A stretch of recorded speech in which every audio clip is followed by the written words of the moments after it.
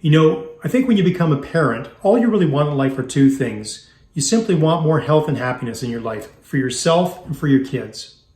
Now, I would say that the way that you get health and happiness is by doing one thing really, really well, and that's by becoming more resilient. And today I'd like to talk to you about what resilience means to me.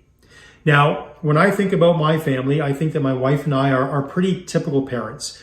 In our 40s, we were very fortunate to have two great kids. We had a son who played competitive hockey and a daughter who was a competitive dancer. All that means is that my wife was usually headed in that direction to a dance competition, while I was headed in that direction to a hockey game.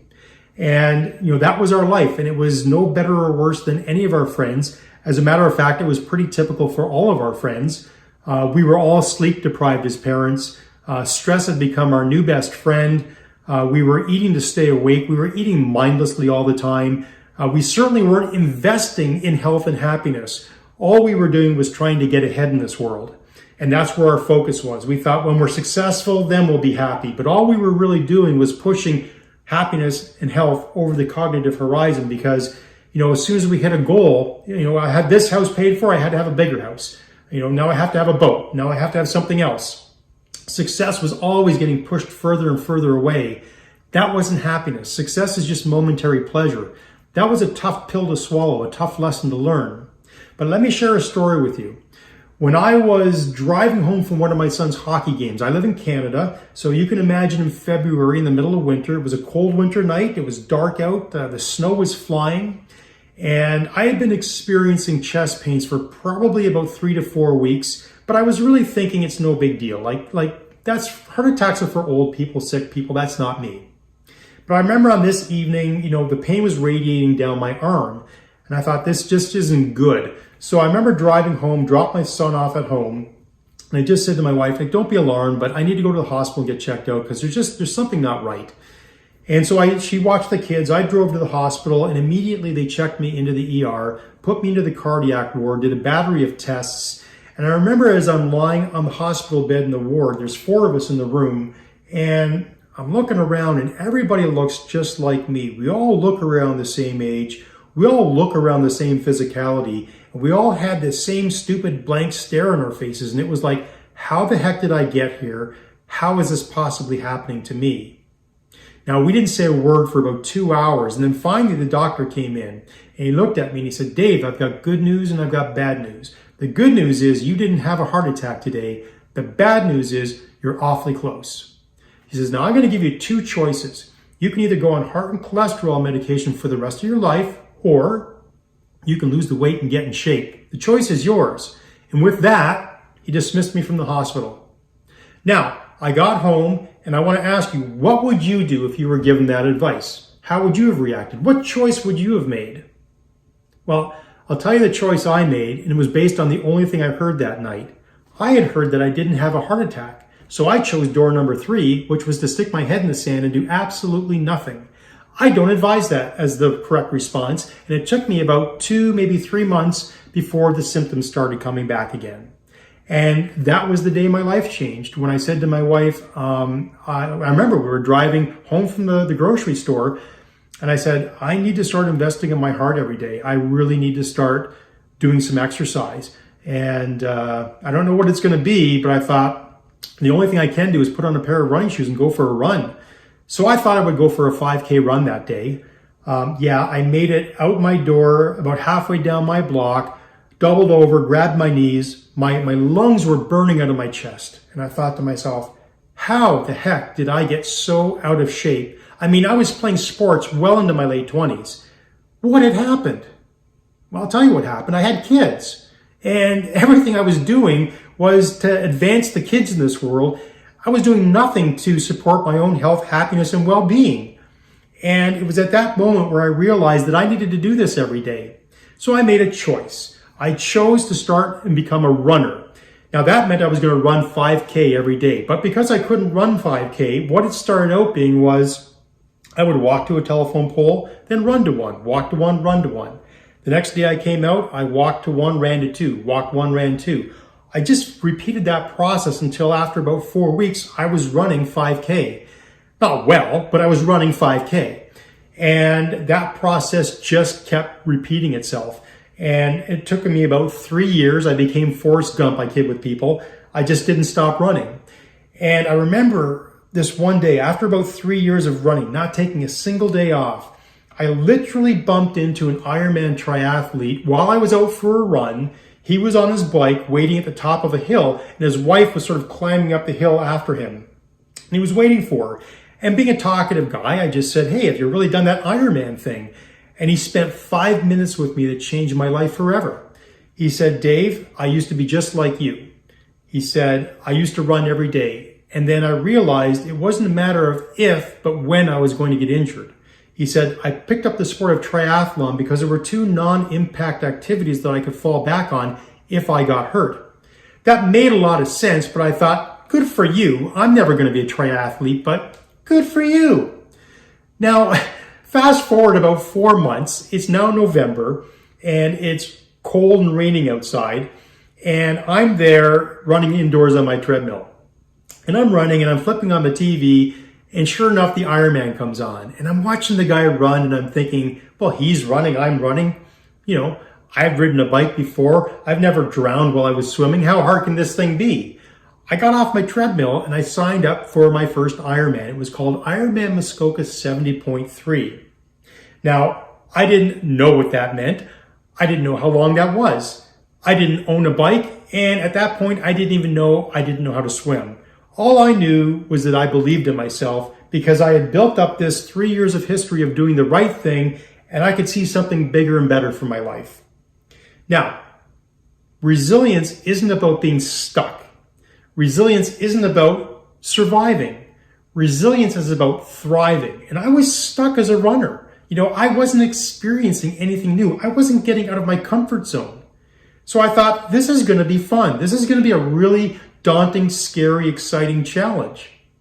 So, you know, what happened was I quickly learned there's a process for becoming an Ironman triathlete. And the neat thing is that you can apply that process to pretty much any aspect of your life.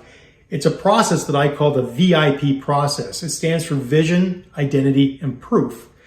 Now, as an Ironman, I would look at the vision being, I want to cross an Ironman finish line a year from now. So that's the vision, crossing the finish line. Now I need to assume the identity of the type of person who would train to get to that point. So there's a process that I need to follow, an identity that I need to follow every day. And then there's proof. Check the box. Did I do every workout every day? Did I get there? That's how vision, identity, and proof works. Now you're saying to yourself, I'm never going to be a triathlete. What does this have to do with me? Well, think about your career. Think about your finances. Think about your mental health. Think about all the things that you've always wanted to do in this life and ask yourself, do I have a crystal clear vision of where I'm going? Do I know what the identity is that I have to assume? Am I following a process that I believe is going to work? And where's the proof? Am I seeing it in my bank account? Am I seeing it on the scale at home? There's proof all around you that good things are happening, but you've got to pay attention. Now, the thing for me about this journey was, and I said in the beginning, this is all about me wanting to leave a trail of breadcrumbs for my kids, because all I ever wanted to do was have more health and happiness for myself and for my family. But I know my kids who are 23 and 27, they're in their 20s. They don't get it yet. You know, I think 40 is the age where you finally go, I've lived long enough to have some experience, but I'm not that old that I'm not, I can't change. I think as, every stage of life that you go through, your perspective changes. What I'm trying to do today is I'm trying to change people's perspective, help them see that resilience is their key to health and happiness by asking better questions and demanding better answers. So let me share a story with you. I have a father who passed away at an early age from dementia. He played basketball his entire life. Everybody thought that he was bulletproof. Turns out his mother also passed away from dementia, Lewy body dementia to be clear. And as he was going through his life, everybody thought he was bulletproof because he was always being active. And people would look at him and go, look at him being active. How hard can it be? He must be bulletproof. He's always going to be healthy and happy. What he was doing was he was investing in his body, but he wasn't investing in his mind. He was eating food that absolutely destroyed his mind. And he was also exercising in a way that wasn't building and developing new brain cells. I sat down with his neurologist one day, the day before they committed him to a nursing home, which he would spend the next 5 years in, which is ridiculous because people who go into nursing homes don't normally last longer than a year, especially with this disease. But because he was healthy he lasted much longer. The last time I sat down with his neurologist, she said to me, "Do you have any questions?" And I said, "Yes. How do I not end up like that?" And she said to me, "Crosswords are for entertainment. Exercise is brain food." And then she said, BDNF, brain-derived nootropic factors. Look it up. Now, for somebody who believes in resilience as my key to health and happiness, what I decided to do is say, look, I need to start asking better questions. I need to start demanding better answers. Maybe the way that I'm training as a triathlete is following the same path that my father followed. Maybe it's not leading me to where I want to be.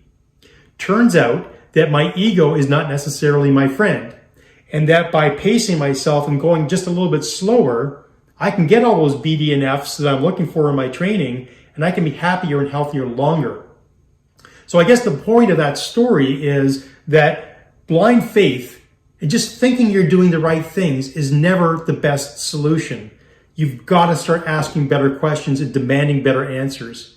You've got to start looking at the process you're following. Is the vision clear? Has my belief system changed? Can I do more?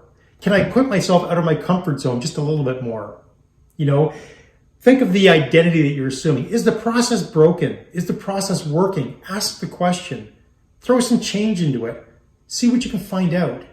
And then where's the proof? Where's the proof that I'm moving forward every day? Again, I just want more health and happiness for myself and for my family.